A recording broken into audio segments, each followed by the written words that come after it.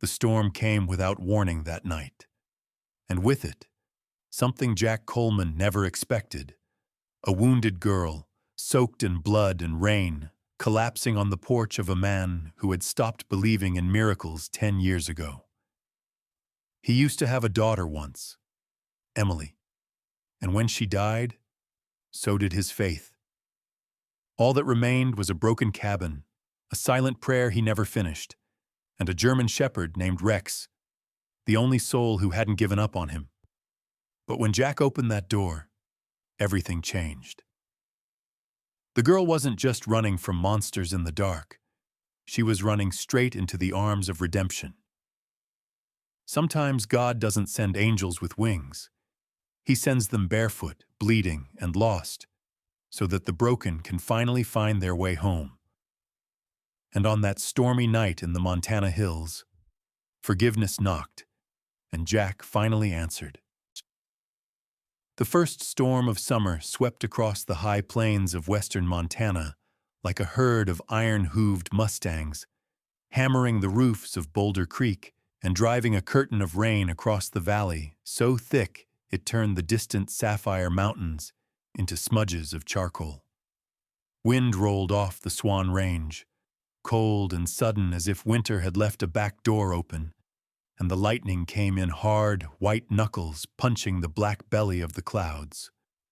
The town itself, 4 cross streets, a feed store with peeling paint, a diner that smelled of bacon and coffee even in the rain, and a courthouse whose clock had been 10 minutes slow for as long as anyone remembered.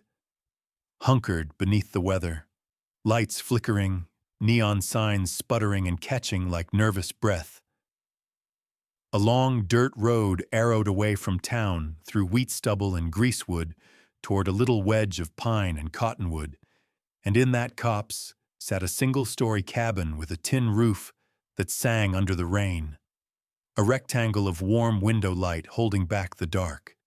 Jack Coleman lived there, and had for most of 10 years, alone except for the German shepherd who shadowed his steps and the ghosts who refused to leave with the seasons. Jack was 58, 6 feet in his boots, a hard-angled man whittled down by time and prairie wind.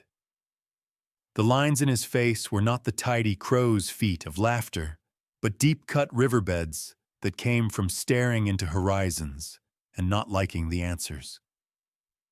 He wore his gray like a weather system, a salt and pepper beard, clipped close on the cheeks but ragged along the jaw, and hair that had retreated just enough to leave a stubborn widow's peak, pointing toward a brow permanently set in thoughtful frown. Years of hauling fence posts and cutting deadfall had left him with a rancher's shoulders and hands like oak roots, knuckles gnarled and stained. The index finger of his right hand notched by a crescent scar from a youthful mistake with a bailing hook. He was the sort of man who moved with quiet purpose, as if every step had already been argued with the earth and negotiated to a truce. People in town said he'd been easier once, that he used to laugh in the diner and buy pie for the corner table of old-timers, that he'd coached t-ball the summer the Coyotes went to district. Then the fire had taken Emily. That was what they said, voice low and solemn, eyes skittering away. The fire. The word hung in Boulder Creek, the way thunder hung in the mountains, always there when you listened for it. Jack did not use the word. He did not use many.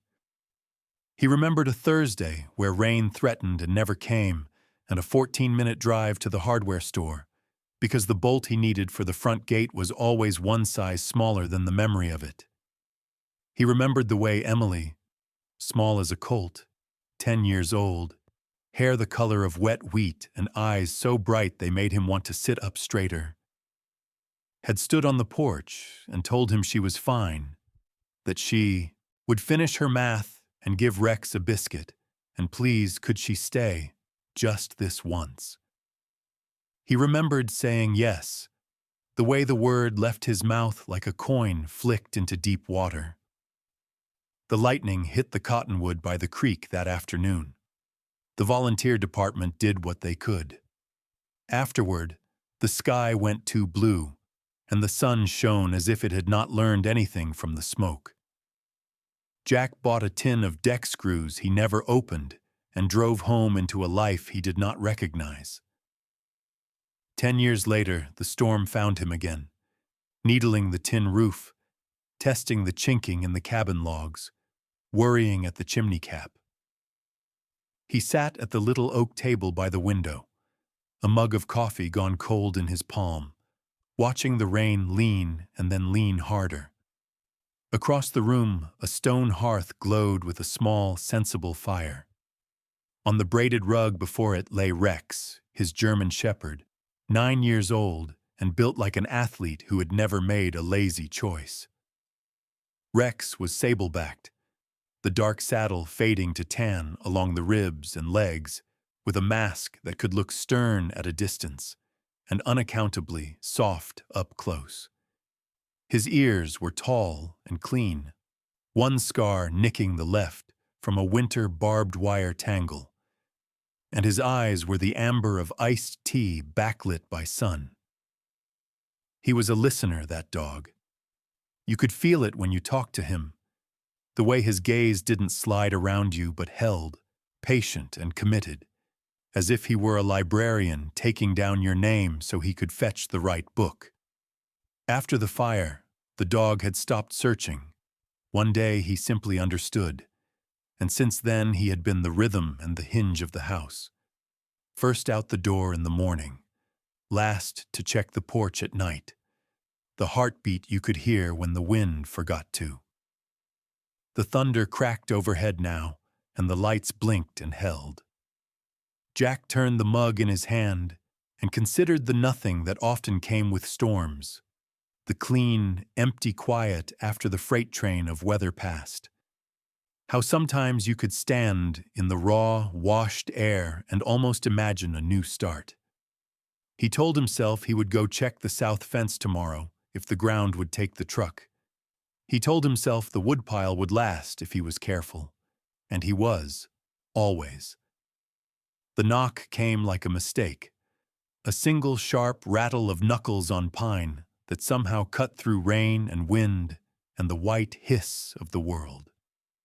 Jack's eyes went to the door, then to Rex, who was already on his feet. Hackles lifting, body angled toward the sound. The dog gave a low, questioning woof. Jack set the mug down and stood. Visitors did not come. Not at night. Not in weather. He moved to the door and lifted the latch. The wind shouldered the door open and threw wet against his shirt, and in the spill of yellow lamplight he saw her. A young woman, barely more than a girl but not a child, standing barefoot on the porch plank with rain sluicing off the brim of the cabin roof and pooling around her toes. She was maybe 20, maybe a year on either side, and the storm had been cruel. Her hair, what color it wanted to be, was hidden by wet and mud, but looked like it would dry to something between chestnut and walnut, was plastered to her cheeks and neck, and her face was pale in the lightning flashes, the pallor of shock and exhaustion rather than sickness. A thin t-shirt clung to her as if the rain had stitched it there, and a canvas overshirt hung torn from one shoulder. Her jeans were ripped at the knee and along the thighs, threads whipped free and pointing in a dozen directions, and along her left shin a smear of blood darkened in the wet, running to the arch of her foot and into the porch puddle. She was slim, long in the limbs, the kind of wiry that comes from work rather than a gym, and she had the posture of someone fighting a bad idea gravity had about her. Her eyes were the brightest thing about her, wide, dark, and fixed on Jack with the steady attention of someone who had burned through panic and reached its far side. Her voice, when it came, was hoarse and thin, and it had the careful enunciation of a kid raised to say please even when the house was on fire. "I'm sorry," she said. and then she wavered like a tree struck by a sudden gust and caught the door frame with scraped fingers. Please. She did not say what she wanted. The word was big enough to include everything. Jack did what a man with a beating heart and a memory does. He stepped aside and let the door go wider. Inside, he said, and the word sounded like it had been stored in a box in the back of his mouth and hadn't seen daylight in a while. Rex hesitated a half step, as if to set the rule that he would go in last, then circled to the girl's side, angled his body to brace her, and took her weight without being asked. She flinched at the first touch, a reflex born of other hands, then looked down and met his eyes. The change in her face, a flake of fear melting from the center outward, was small and undeniable. "Good dog," she whispered, because some lessons outlast everything. In the kitchen light, the wound on her shin looked messy but not deep, more scrape than gash. The blood dramatic because rain carries it everywhere. Her bare feet were raw and dingy with road grit, and her right ankle had puffed in a way that promised pain later if it did not already own her. Jack pulled a chair from the table, set it near the hearth, and guided her down, then moved in the efficient, spare loop of care his hands remembered, even when he tried not to. A towel warmed by the stove, a kettle set to hum, the old tin first aid box from the pantry brought with the quiet clack of its latch. He did not ask questions with answers that might run from the room. He said only, "This will sting," and "hold on," and "almost," and the girl nodded like someone who loved promises that could be kept in under a minute. Up close, she had the faint dusting of freckles across the nose and a small, stubborn cleft in her chin that would look mischievous if the rest of her weren't telling a harder story. Her hands, beneath the dirt, had a ledger clerk's quickness. Neat nails, strong thumbs, the suggestion of ink that would not scrub free from the cuticles. And there was a thin white scar at the base of her left thumb where a kitchen knife had once slipped. She smelled of road and rain and a thread of soap, as if she had started clean and the world had had other plans. "You hurt anywhere else?" Jack asked. She shook her head too fast, then slower. "I'm all right." People who were all right did not show up at a stranger's door in weather that could break trees. Jack did not press. He wrapped the ankle with care, taped gauze over the shin, handed her a chipped blue mug that steamed in her hands, and sent a warm line up into her sinuses. The dog settled at her feet, chin on paws, a sentry who did not sleep on duty. The cabin gathered around them, the ticking wall clock, the sap-sweet scent of burning pine, the hum of the kettle when it threatened to boil over, and the soft sigh when Jack took it off the heat. Outside, the storm went about its business. In the firelight, the girl's face lost a little of its winter, and she blinked slowly, deliberately, as if each closing of the eyes were a test to see if the room would still be there when she opened them again. The past walked into the room then, not as a ghost, but as a layer of air that made the light shift. Jack saw not the girl, but the shape she made in the chair, and for a moment the edges blurred, and the old night came back. The night when he had carried Emily down the hallway, and the heat had reached for them like a thing that wanted to pull you close and keep you. Jack's throat tightened now in a way he had grown skilled at ignoring. He set a second log on the fire, and it caught with a sound like paper applauding. "Thank you," the girl said, the words simple and precisely spoken, and then, after a beat that had the weight of a held breath, "I can work. I mean, if you need anything done. I don't—" She stopped because she did not want to beg. Jack heard what she did not say. He took a clean pair of wool socks from the basket by the hearth and set them on the rug, then placed a folded quilt over the chair back. "You're safe here," he said, and the sentence felt like stepping onto a bridge you built yourself and had not walked on in a decade. She nodded, the smallest bow, and ran a thumb along the mug's handle as if learning the map of it by touch. Rex lifted his head, listened to the rain, then looked from Jack to the girl and back, the way a good dog checks a perimeter you cannot see. In the silence that followed, the storm eased a notch, and what was left was the cabin's warm rectangle of light in the wilderness. The three of them gathered like a promise you are not sure you deserve. Outside, the valley drank and the cottonwoods creaked. Inside, Jack watched the girl's eyes drift, watched her lashes settle, watched her shoulders drop as adrenaline surrendered to exhaustion. He set the mug on the table beside her, pulled the quilt around her carefully, and stood a long time in the kind of quiet that can heal or break you. Past and present sat together then, not fighting for once, and in the space between them Jack felt a faint returning, a purpose too small to name yet, a warmth that was not only from the fire. The dog sighed, a long, patient sound, and the cabin accepted the night. Morning came to Boulder Creek without apology. The storm had passed in the night, leaving the air so clean it hurt to breathe, and the valley gleamed under a pale, rinsed sunlight that made every pine needle shine like glass. Jack Coleman woke before dawn, as he always did, though the quiet in his cabin felt different, less hollow, more watchful. The girl was still asleep in the chair near the hearth, wrapped in the faded quilt, her chest rising slow and shallow. Rex lay beside her, his head on his paws, one ear tilted toward her as though guarding a dream. Jack poured coffee into a tin mug, black and bitter, the kind that could peel paint, and stood by the window looking out at the soaked ground. The world always looked new after a storm, but it never really was.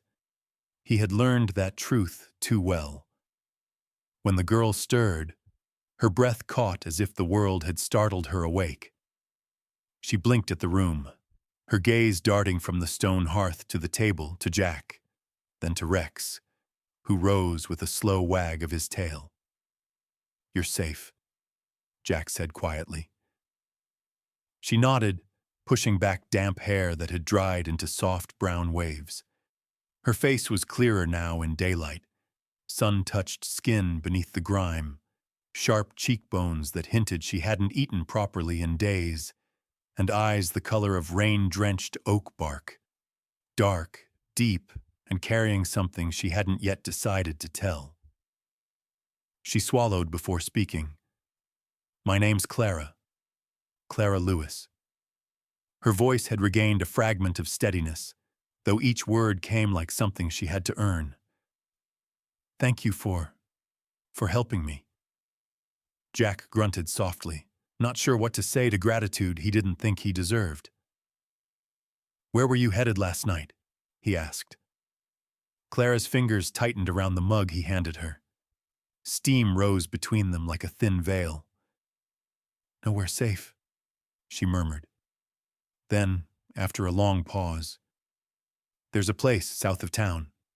Old mill by the river. They call it a farm, but it isn't." Her voice broke slightly, but she forced herself on. "They take people, mostly women, some men, say they owe debts, say they'll work them off.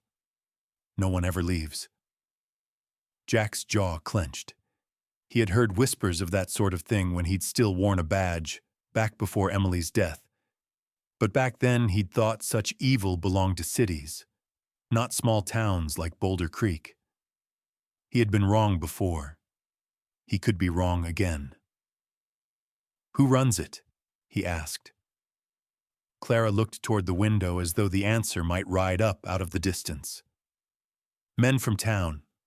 I don't know all their names, but one of them, he called himself Burke. Big man, beard down to here. She gestured under her chin. Keeps a silver ring with a hawk on it. He's the one who... She stopped. Her throat worked, but no sound followed. Jack didn't press. The color had drained from her face, and the tremor in her hands told the rest of what she couldn't say. Rex nudged her knee gently, and she gave a small, broken laugh that was more exhale than sound. He's smarter than most people I met out there, she said, scratching behind the dog's ear. Jack took a long sip of coffee, the burn grounding him. You should tell the sheriff, he said finally. If what you're saying's true, it's a crime ring? Clara's head snapped up, fear flickering across her face like a struck match. No, you don't understand. They own him. Sheriff Dugan, he's one of them. Jack's expression hardened. He knew Sheriff Tom Dugan, though he hadn't spoken to him in nearly a decade. Dugan had been tall and handsome once, with bright hair and a politician's smile, but behind the grin there'd always been a streak of rot. The man had a temper that came out after whiskey and a need to be admired that made him dangerous. Back when Jack was deputy, Dugan had cut corners and looked the other way for the right people, the kind who could pay for silence.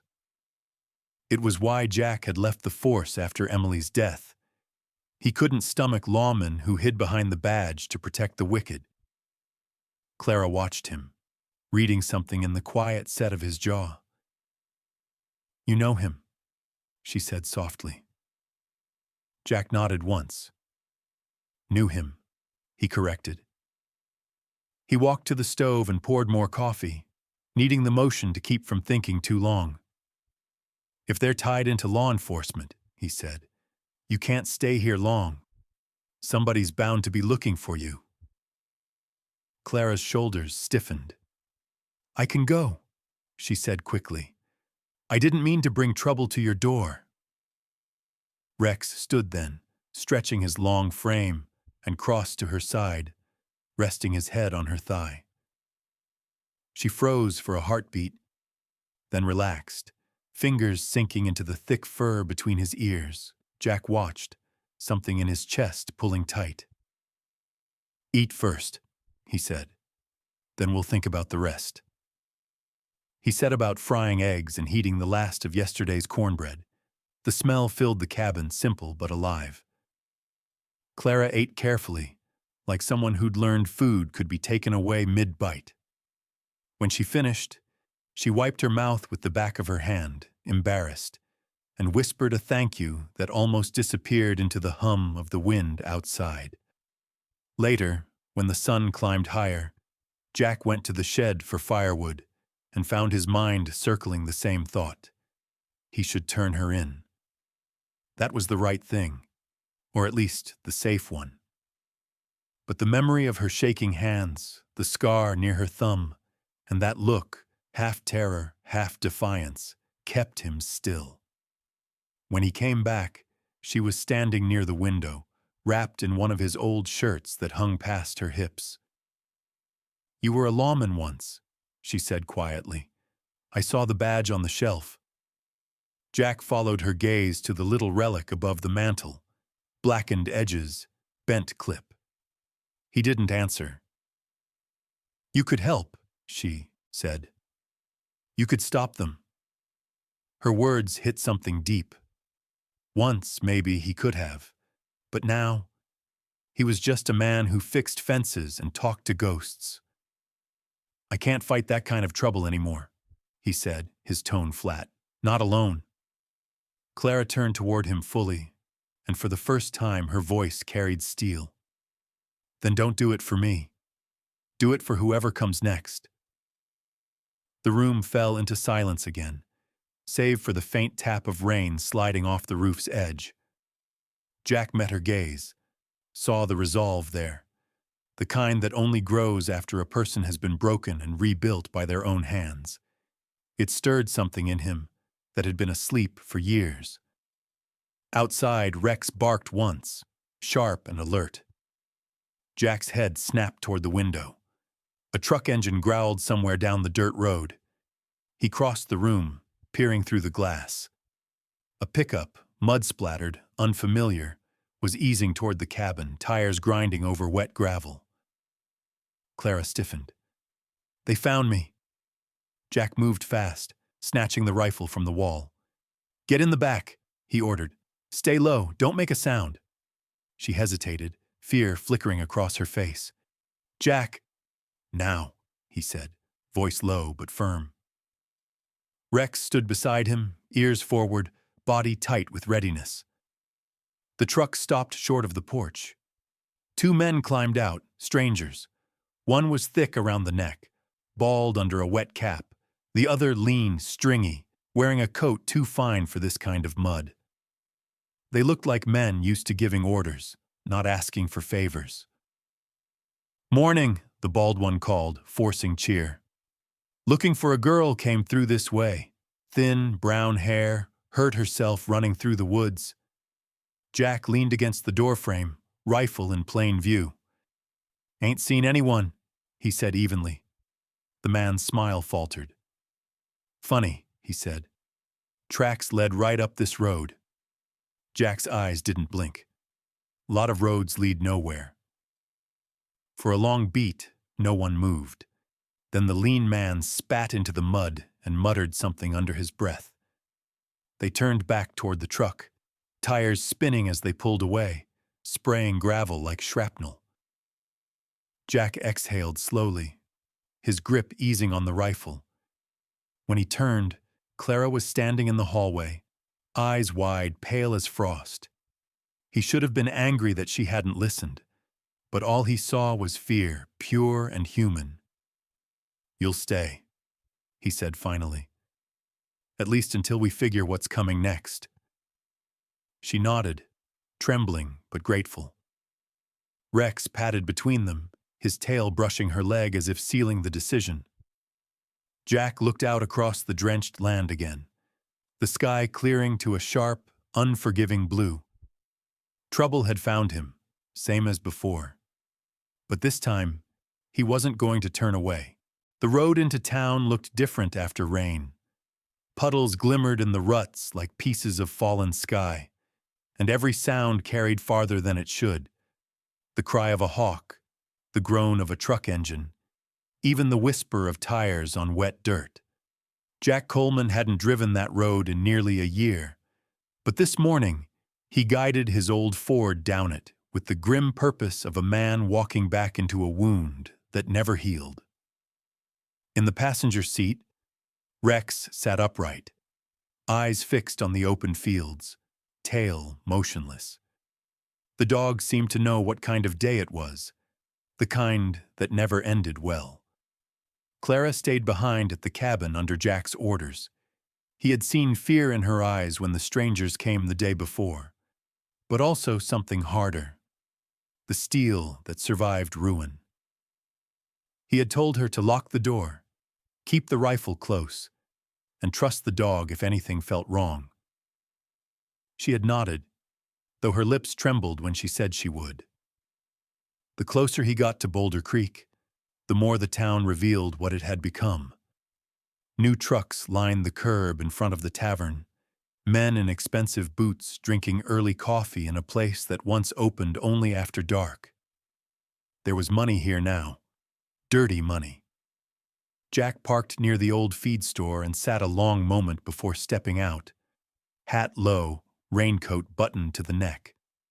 His reflection in the dusty window looked older than he remembered, more lines cut by wind and regret. Inside the diner, the smell of bacon and burnt coffee was the same as always. Behind the counter stood Sarah Whitmore, a woman in her mid-40s, tall and lean with the kind of grace that came from holding her ground. Her auburn hair was twisted into a careless knot, and her freckled skin carried the faint glow of someone who still believed mornings mattered. Her eyes, green and sharp, softened when they found him. "Well, I'll be damned," she said, setting down a plate. Jack Coleman walks in after 10 years like it's nothing. Jack took a stool near the end. Wasn't sure anyone'd remember. Hard to forget a man who used to arrest half the drunks I serve, she said, pouring coffee. What brings you back? Fence still holding? Mostly, Jack replied. Storm tore a few boards. Sarah studied him a moment longer. That's not what you came for. You've got that look again. Same one you wore after the fire. He didn't answer, but his silence was confirmation enough. Sarah leaned closer, lowering her voice. There's been talk. The mayor's sons have been running some kind of business out by the river. I see strange faces every week. The sheriff turns a blind eye, pretends not to hear the rumors. She hesitated. You should stay out of it, Jack. Those people don't scare easy. Jack nodded but didn't promise anything. He finished the coffee in silence and left a few bills under the mug. Outside, the air smelled of damp metal and pine. He walked 2 blocks to the sheriff's office. The building hadn't changed. Same faded sign, same wooden porch that creaked under his boots. But the man inside had. Sheriff Tom Dugan sat behind the desk, heavier now, his golden hair gone to dull straw, his once boyish face swollen from whiskey and ease. He wore his badge like armor, though his gut pushed against the buttons of his shirt. When he looked up, the smile that spread across his face was practiced, like a politician's handshake. Well, I'll be. Jack Coleman, the prodigal deputy. Thought you'd traded your badge for solitude. Jack stepped inside, letting the door close softly behind him. Heard some things, Tom, about a place by the river. People working off debts that don't exist. Dugan's smile faded, but only for a heartbeat. You always did have a taste for ghost stories. Some folks don't know when to mind their own fences. I buried my kid because I trusted the wrong people, Jack said. His voice was calm, but there was weight under it. Not making that mistake again. The sheriff's chair creaked as he leaned back. I'd hate to see you start something you can't finish. This town's not the same as it was. There's money coming in, real money, and the men who bring it don't take kindly to old lawmen asking questions. Jack looked at him a long time, seeing not the man he'd once served beside, but the coward hiding behind a badge. Then I guess I'll have to ask them myself. He turned to leave. Dugan's voice followed him, lower now, with a trace of warning. If I were you, I'd keep my head down, Jack. Some fires shouldn't be relit. Jack didn't look back. He'd lived with ashes long enough to know they never stopped smoldering. Outside, rain started again. Thin, steady, the kind that soaked in without noise. Jack crossed the street toward his truck, but before he reached it, a man stepped out from between 2 parked cars. Eddie Burke. The name came back to him before the face did. Big shoulders under a wool coat, dark beard streaked with gray, thick fingers heavy with that same silver ring carved with a hawk. His eyes were small and lightless, the color of wet gravel. There was a scar just below his jaw, a pale line that cut through the beard like lightning across rock. Well now, Burke said, his voice deep and slow, the kind of voice that pretended to be polite. Didn't expect to see you, Coleman. Thought you'd retired from saving the world. Seems the world didn't stay saved, Jack said. Burke smiled without warmth. You ought to let it go. Not your concern anymore. Jack's hand rested casually near his coat pocket. You took something that doesn't belong to you. A lot of somethings, from what I hear. Burke stepped closer, his breath carrying the faint scent of tobacco and rot. You've been talking to the wrong people, and if you're smart, you'll stop before you wind up like the last man who asked questions. Who was that? Burke grinned. Don't remember his name. Guess that's the point. The rain slid down between them. Jack said nothing more. He turned, opened his truck door, and drove off, leaving Burke standing in the street, watching him go with eyes that promised the conversation wasn't over. By the time Jack reached the cabin, dusk was crawling over the valley. Smoke curled from the chimney. Clara had lit the fire. She was sitting on the floor with Rex beside her, sorting through a small box of papers she'd found in the cupboard. She looked up, her face lit orange by the flames. You found them, didn't you? The men from the farm? Jack hung his coat. One of them. Burke. Her expression hardened. Then he knows where you live now. I expect he does, Jack said, which means we've got less time than I thought. Clara closed the box and looked at him across the firelight. What are we going to do? Jack stared into the flames for a long moment, hearing the storm outside gather its strength again. First, he said, we find proof. Then we burn that whole rotten tree to the roots. Rex lifted his head, eyes gleaming in the firelight, and gave a low, steady growl that rolled through the cabin like distant thunder. The storm returned without warning that night, rolling over the hills like a slow, growling beast. The sky cracked open with lightning, and the first drops of rain hit the cabin roof like scattered nails. Jack Coleman stood by the window of his old house on the ridge, a place long abandoned, half swallowed by vines and memory.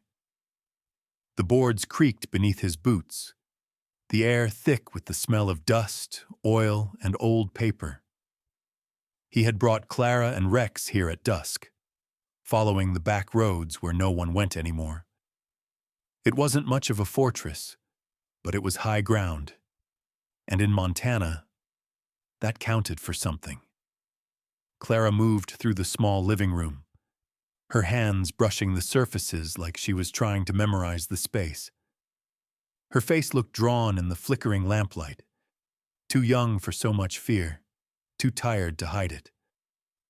She had changed into a dry flannel shirt and jeans from Jack's old trunk, sleeves rolled up over her wrists. The clothes hung loose on her, but she carried herself with quiet resolve. You lived here before? She asked softly. Jack nodded. Me and Emily, after her mother passed. His voice caught slightly, the name like a stone turned over in his chest. This place, it was supposed to be a new start. Clara's gaze wandered to the walls, where faint outlines of picture frames still clung to the wood, lighter squares in the dark grain. She must have been happy here. Jack didn't answer. He crouched near the old fireplace where ashes had turned to a soft gray powder. He hadn't set foot in this house since the week after the fire. The memories here weren't ghosts. They were worse. They were still breathing somewhere in his ribs. Rex padded across the room, his wet fur steaming slightly from the heat of the lantern. The German shepherd, now streaked with silver around his muzzle, moved with slow precision, ears turning at every distant sound. He stationed himself near the door, tail low, watching the rain and wind as if measuring their intent. While Jack checked the windows, Clara wandered toward the corner of the room where an old iron filing cabinet stood, half rusted, its handle streaked with orange. What's this? She asked. Old casework, Jack said absently. Reports, records, stuff from when I wore a badge. Clara tugged at the handle. It groaned open after a moment of struggle. Inside were stacks of yellowed folders, curled at the edges, their labels faded but still legible. Missing persons, Red Hollow Fire, Coleman, E. Personal effects. She pulled one folder free. You kept her file? Jack froze. His eyes found the papers in her hands, trembling slightly. I couldn't let it go, he said. Every report, every picture, every word they wrote down trying to explain what couldn't be explained. Clara sank to the floor, cross-legged, flipping through the papers with careful fingers. Newspaper clippings, statements, photos warped by time. And then, at the bottom, a folded note in a child's handwriting, ink smudged but still readable. She looked up. "Jack, did you know she saved someone?" He frowned. "What?" Clara unfolded the note and began to read aloud, voice shaking. "She pushed me out before the fire got too close. She said her dad would come back soon, and I should wait outside. My name's Lily. I hope she's okay." Clara looked up. It's a witness statement. A little girl survived because of her. Jack's breath caught. For a moment, all the sound in the storm seemed to vanish. The memory hit him like a hammer to the ribs. The day of the fire, the sirens, the smoke, the burning blue sky afterward. He had lived 10 years believing Emily died scared and alone. Now he realized she had died brave. She hadn't been waiting for him to save her. She'd been saving someone else. He sank to his knees beside Clara, the papers trembling in his hands. "God," he whispered. "She wasn't afraid." "No," Clara said softly. "She wasn't." The two sat in silence, the firelight flickering across their faces. Rex shifted near the door, tail twitching once, ears rising. A low growl rumbled in his throat. Jack looked up immediately. "What is it, boy?" Outside, through the rain and the whine of wind, came the crunch of tires on gravel. Headlights cut through the trees below. 3 pairs, moving slow and deliberate up the hill. Clara's breath hitched. "They found us." Jack rose, already moving to the wall where his rifle leaned. "Get behind the table," he ordered. "Stay low, don't move until I say." She hesitated, then obeyed, dragging the lamp closer to the ground to keep its glow from the windows. The sound of car doors slamming reached them, followed by voices shouting faintly through the storm. Jack stepped out onto the porch. The rain soaked his hat, his coat, his boots, but he stood steady, rifle held easy but ready. The lightning flared behind him, throwing his shadow tall against the wall. 6 men spread out below, their figures ghostly in the downpour. Among them was Eddie Burke, shoulders broad beneath his coat, that silver hawk ring flashing whenever lightning struck. 2 of the others were familiar, the thugs from the road, and the rest looked cut from the same cloth, hired muscle with bad tempers and good aim. Burke cupped his hands to his mouth and shouted, "Evening, Coleman! Thought we'd finish that talk we started in town." Jack's voice carried through the storm, flat and cold. "You're trespassing." "Just looking for what's ours," Burke said. "That girl you're hiding belongs to me." "She belongs to nobody," Jack said. "Turn around and leave while you still can." Burke laughed, a deep, ugly sound. "You really think you can stop us? One old man and a dog?" Jack's finger rested on the trigger guard. "You'd be surprised what one old man can still do." Lightning flashed again, closer this time. For a heartbeat, the world turned white, and when it went dark again, Burke's men were moving. The first shot cracked through the rain, then another. Jack ducked behind the porch post and fired back. The thunder swallowed the sound of gunfire, making it all one violent rolling roar. Inside, Clara pressed herself against the floor, trembling, covering her ears. Rex barked once, loud and fierce, and darted out the door before she could grab him. "Rex!" she cried, but the storm drowned her voice. Outside, the dog charged into the chaos, muscles coiled, teeth bared. One of the gunmen swung toward Jack's flank, but Rex hit him first, slamming into his chest and knocking him into the mud. A flash, a shout, and the man's pistol skidded across the ground. Jack fired again, hitting another in the leg. "Fall back!" one of them yelled. Burke cursed, ducking behind a truck door. "He's not worth it! Pull out!"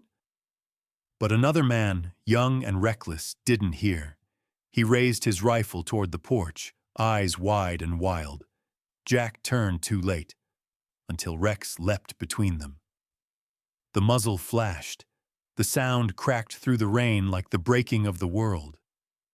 "Rex!" Jack shouted, diving forward. The dog yelped but stayed on his feet, teeth sinking into the man's arm until he dropped the weapon. Then Burke's voice came again, sharp with fury. "You'll regret this, Coleman!" Engines roared to life. The headlights swung away, shrinking through the trees until they vanished down the road. The rain eased to a whisper. Jack knelt beside Rex, hands shaking. The dog's fur was wet and matted near his shoulder, but when Jack checked, the wound was shallow, a graze. "You're all right, boy," he murmured, voice thick. "You did good." Clara emerged from the doorway, pale, eyes wide with disbelief. "Are they gone?"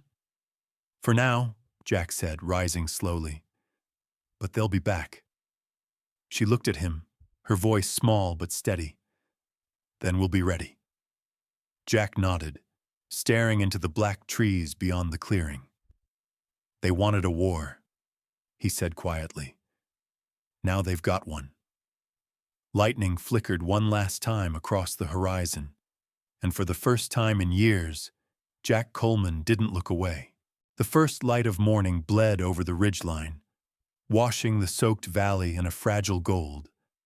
The storm had broken sometime before dawn, leaving behind a hush that felt almost sacred. Smoke still drifted from the blackened field below the cabin where Burke's men had fled.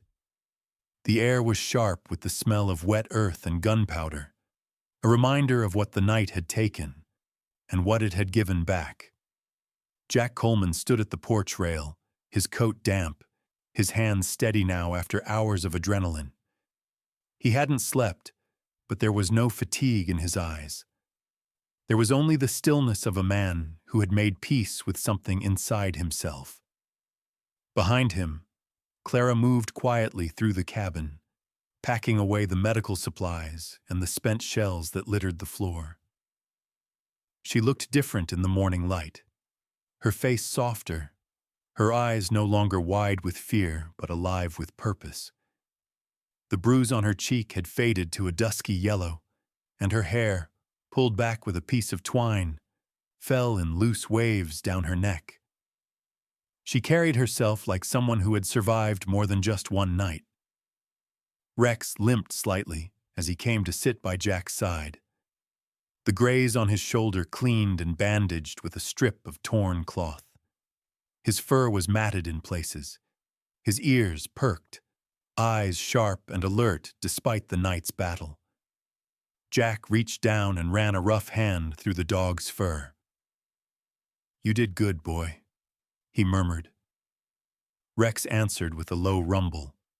Not a growl, but a sound that sat somewhere between pride and exhaustion. The rumble of engines reached them from down the hill, a different kind of sound this time. Trucks, heavy and deliberate. Clara appeared beside him, holding the rifle out of instinct, but Jack shook his head. "Not them," he said. "Listen." Moments later, the vehicles rounded the bend, their tires crunching over the gravel road. The first bore a federal insignia on its side, U.S. Marshals Service. 3 men stepped out, followed by a woman in a dark windbreaker who carried a clipboard and moved with quiet authority. The lead marshal introduced himself as Agent Daniel Reyes, mid-40s, lean and sharp-featured, with the kind of eyes that never stopped reading a room. His close-cropped hair was salt and pepper, and a faint scar ran from his temple to the edge of his jaw, the mark of someone who had seen more than one kind of fight. "Morning," he said, his tone neutral but professional. We got a report about a firefight up here. Locals didn't make the call. So who did? Jack met his gaze evenly. I did, he said. Last night, after they ran. Reyes studied him a moment, then nodded. You Jack Coleman? Used to wear a badge? Used to, Jack confirmed. The agent's tone softened slightly. Then you know how this works. We'll need statements, and we'll need to see whoever's left. Jack gestured toward the valley. You'll find a few of them down. There. Nursing holes they earned. Burke's gone, but not far. He'll be running scared. Reyes motioned to his team. Two marshals moved off toward the trucks, radios crackling. The woman with the clipboard approached Clara, offering a faint smile. You must be Miss Lewis. You're safe now. Clara looked at her, blinking as if the words took time to settle. Safe, she repeated softly, as if trying the word on her tongue for the first time. She looked down at Rex, who sat pressed against her leg. He kept me safe, too, she added quietly. The agent smiled. Seems like he's done a fine job.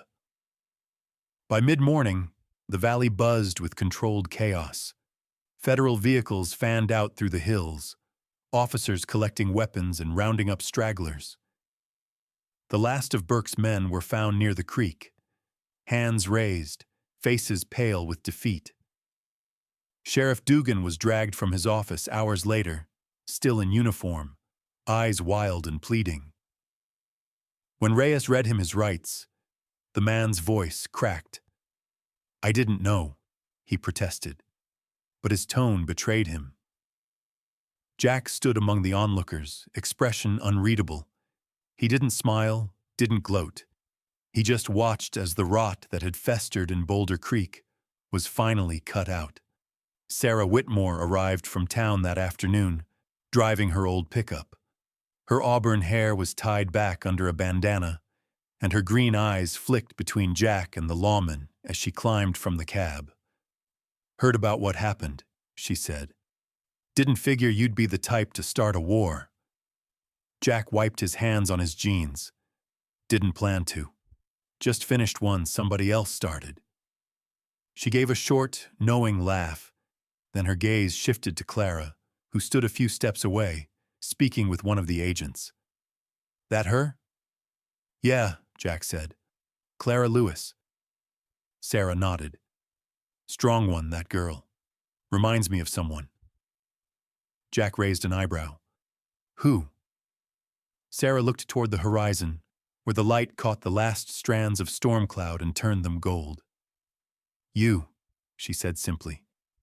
Then, with a glance toward the field, what happens now?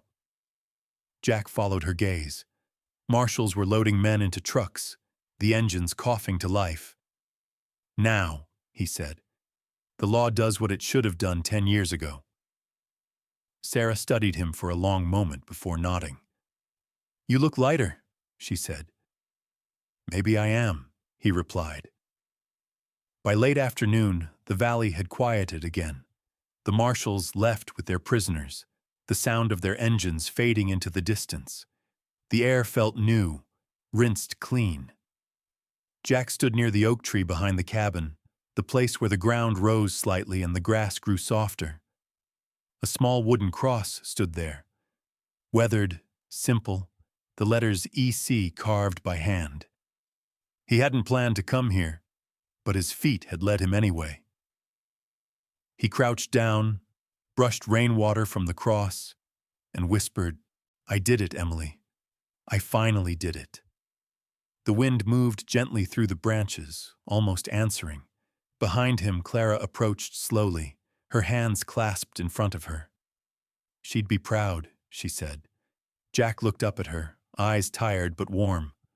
She was brave, he said. Braver than I ever was. Clara smiled faintly. Maybe you were just waiting for the right reason. They stood in silence for a while, the sun sliding lower, the light turning amber and soft. Rex wandered up beside them, laying down at Jack's feet with a deep, content sigh, his eyes half closed, ears twitching as the wind shifted. "What will you do now?" Clara asked. Jack looked at the cabin, its windows glowing faintly in the fading sun. "This place has seen enough ghosts," he said. "Maybe it's time it started saving lives again." Clara tilted her head. "You mean an animal shelter? Maybe more," Jack said. "A place for folks who need somewhere to start over." Clara's eyes brightened, the first true smile breaking through her guarded expression. "Then I want to stay," she said. "Help you build it." Jack looked at her for a long moment, then nodded. "All right," he said softly. "We'll build something good out of what's left." As evening descended, the cabin filled with new light, the kind born not of flame, but of forgiveness. Rex lifted his head once toward the horizon, then rested it on his paws again, watching the valley as if keeping an eternal watch over what had been lost and what had been found. In the end, the rain always stops. The wind quiets, the clouds drift apart, and what's left behind isn't the wreckage, it's renewal. Maybe that's how God works, not always with lightning or miracles that split the sky, but with small mercies, a stranger who opens a door, a loyal dog that refuses to give up, or a wounded soul that finds the courage to begin again. Jack found his redemption not through vengeance, but through forgiveness, the kind that only comes when you let grace in. Clara found hope, not in running, but in standing her ground beside someone who believed she was worth saving. And somewhere between the two of them, in that quiet cabin under the wide Montana sky, God sent his reminder that no matter how far we fall, there is always a way back. One act of kindness, one brave decision, one answered prayer at a time. So if you're watching this, take a moment to look around your own life. Maybe your storm isn't made of rain and thunder. Maybe it's loneliness, regret, or fear. But remember, no night lasts forever. Dawn always comes, and when it does, it carries a promise that you are not alone, that forgiveness is real, and that miracles still happen for those who believe. If this story touched your heart even a little, share it with someone who needs to be reminded of hope. Leave a comment below. Tell us where you're watching from and what you're praying for tonight. And if you believe, as we do, that faith still changes lives, then subscribe to our channel so we can keep spreading these stories of grace and second chances. May God bless you, keep you safe through your storms, and shine His light on your new beginnings.